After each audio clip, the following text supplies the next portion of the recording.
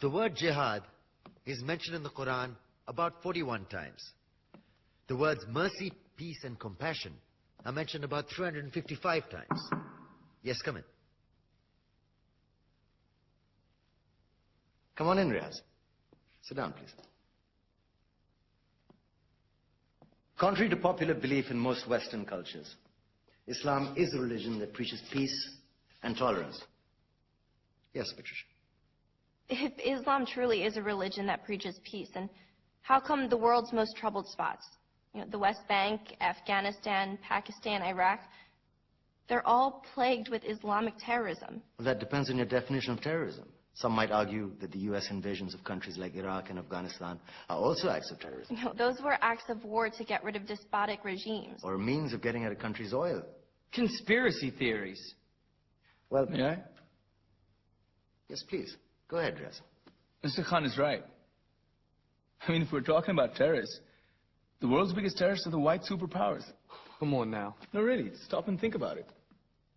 Explain 9/11. Okay. Do you know how many people died in the Twin Towers strike? Around 3,000. And do you have any idea how many people died in the bombing of Afghanistan? Take a wild guess. More than 15,000 people died. And that's just conservative figures. About 50,000 tons of explosives were dropped on innocent civilians. Men, women, children. Yeah, but that was because of the Taliban. Now that you brought it up, did you know that the Taliban was a creation of the CIA to fight the Russians? Whatever. They were still harboring terrorists. Yeah, right. Terrorists that were never found. Just like the weapons of mass destruction that were never found in Iraq. Do you want to get into the death toll in Iraq? 500,000 civilians and counting. And what do Britain and America say when they don't find these weapons? It's simple. They just say sorry. And still refuse to relinquish control of these countries. What are you trying to say? What I'm trying to say is that just because you're American, wear a fancy suit, and call yourself the president, doesn't make you any less of a terrorist. I'm saying that if you don't stop meddling in other people's countries, you will face a backlash.